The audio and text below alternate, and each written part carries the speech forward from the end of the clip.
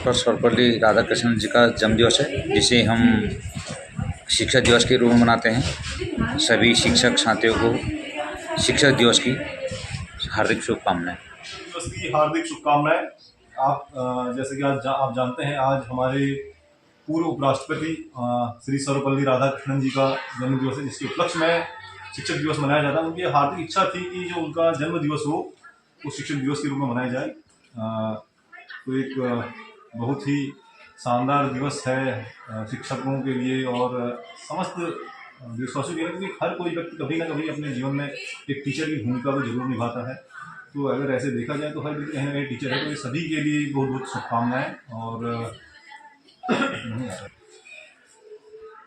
नमस्कार हमारे सभी दर्शकों को।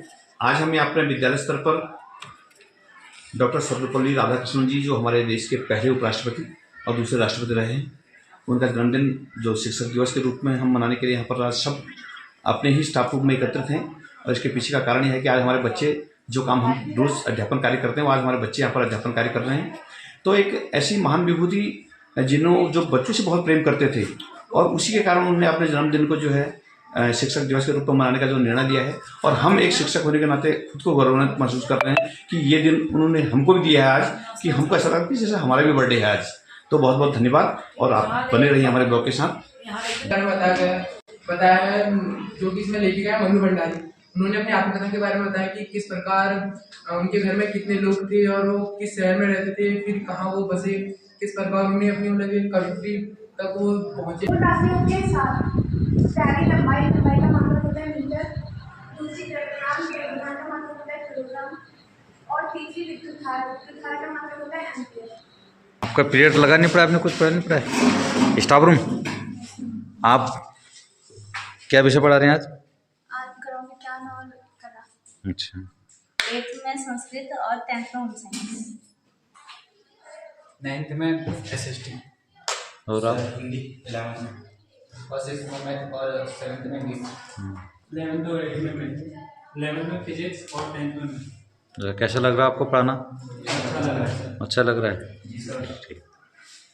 किसी भी रासायनिक अभिक्रिया में हम ना तो द्रव्यमान का सृजन कर सकते हैं और ना ही विनाश।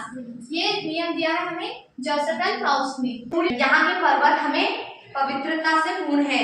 धन्यम भारतवर्षम धन्यम Punyam Bharatvarsh.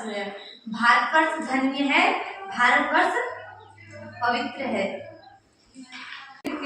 Accustomed to sing through the warm sunny months of gay summer and spring, began to complain when he found that at home his cupboard was empty and हाथ बढ़ाना, एक अकेला थक जाएगा मिलकर बोझ उठाना, साथी हाथ बढ़ाना। इस कविता में कवि कहना चाहते हैं कि अगर हम मिलजुल कर कोई काम करें तो जल्दी थक जाए।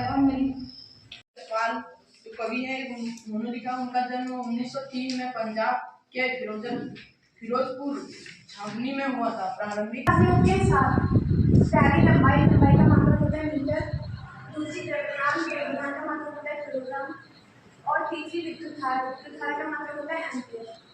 चौथी होती है ज्योतिर्तीव्रता, इसका मतलब होता है केल्विन। पांचवी उष्मागतिकी की तापक्रम, इसका होता है केल्विन।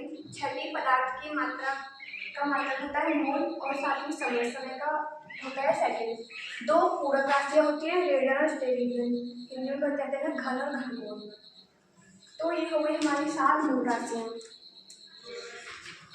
कहता है कि द्रव्यमान को ना तो नष्ट किया जा सकता है ना ही बनाया जा सकता है। ये होता है द्रव्यमान संरक्षण का नियम।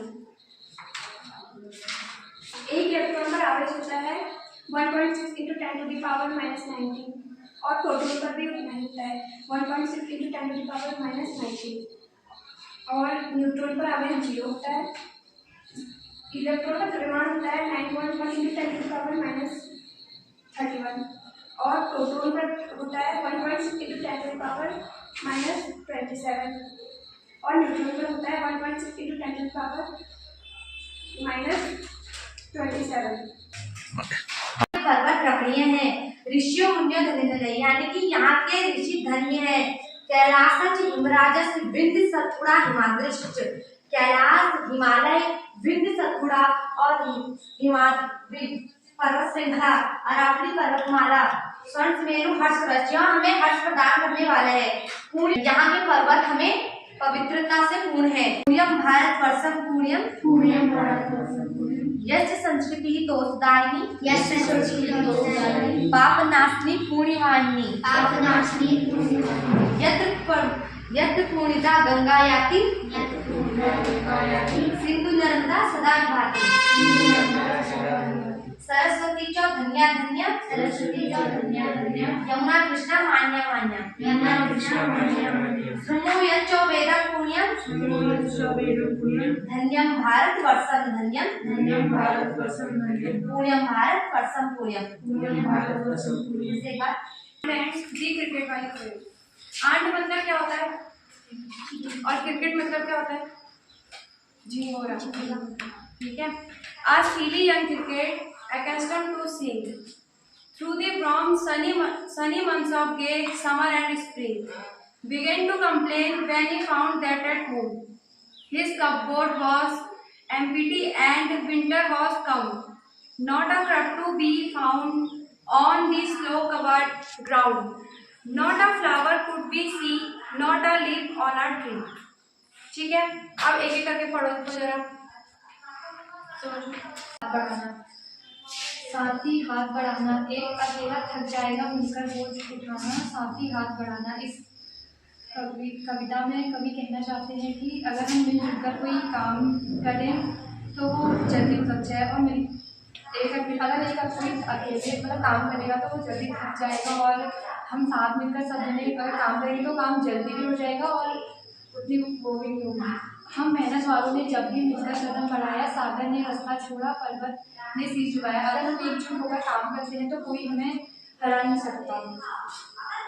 मतलब सागर ने रास्ता छोड़ा, पर्वत ने शीश झुकाया और फौलादी है सीने अपने, फौलादी हैं बाहें। अगर तुम कोई भी काम को करते हो तो लोहे के हैं और हमारी बाहें भी।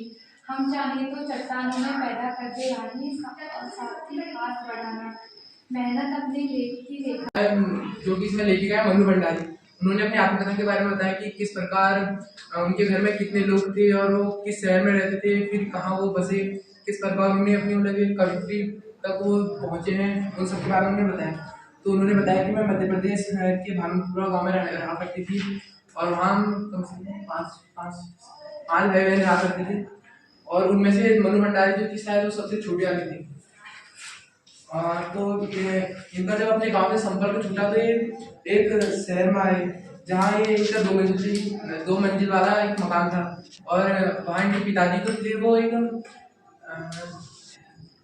पॉलिटिक्स में उनकी बहुत रुचि थी और वो उस पर काफ़ी बहस किया करते थे।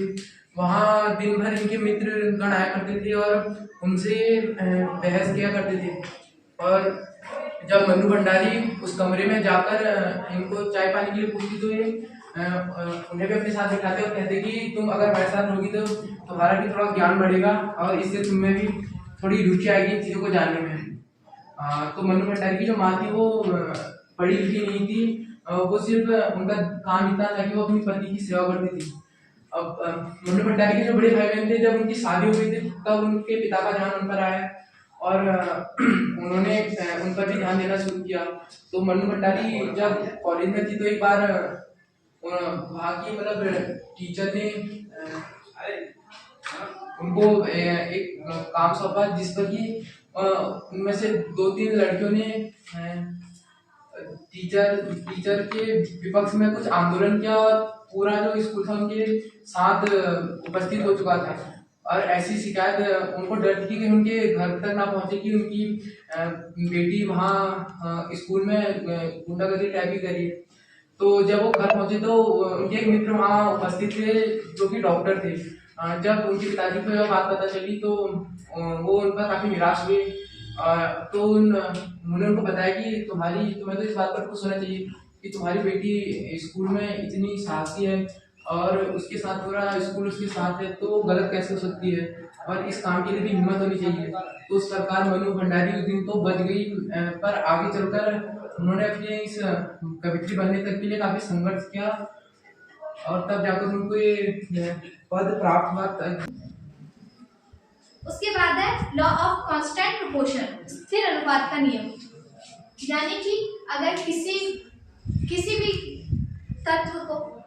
तत्व में को अगर एक निश्चित द्रव्यमान में रखें तो वह एक निश्चित उत्पाद बनाता है। मतलब किसी उत्पाद को बनाने के लिए हमें हमेशा द्रव्यमान को निश्चित रखना पड़ेगा। जैसे कि हम जल बनाते हैं तो उसमें हमें हाइड्रोजन के अणु 2 रखने पड़ेंगे और ऑक्सीजन के 1। ये भी कहते हैं जोसेफ प्रॉस्ट ने ही इसका दिया है। जोसेफ प्रॉस्ट ने इसमें 1808 में इस पे एक्सपेरिमेंट किए थे और उन्होंने ये निष्कर्ष निकाले थे कि जो सभी पदार्थ हैं वो एक छोटे अणुओं से बने होते हैं, जिसे हम एटम्स कहते हैं। एटम्स जो होते हैं वो अलग अलग पार्टिकल्स होते हैं, ना ही हम उनको बना सकते हैं और ना ही हम उन्हें डिस्ट्रॉय कर सकते हैं। जो कवि है उन्होंने लिखा, उनका जन्म 1903 में पंजाब के फिरोजपुर छावनी में हुआ था। प्रारंभिक शिक्षा कांगड़ा में ग्रहण करने के बाद लाहौर के नेशनल कॉलेज में उन्होंने BA किया।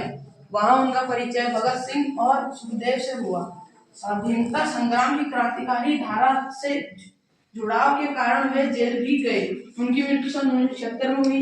यशपाल की रचनाओं में आम आदमी के सरोकारों की उपस्थिति है। वे यथार्थवादी शैली के विशिष्ट रचनाकार हैं। सामाजिक विषमता, राजनैतिक पाखंड और रूढ़ियों के खिलाफ उनकी रचनाएं मुख्य हैं।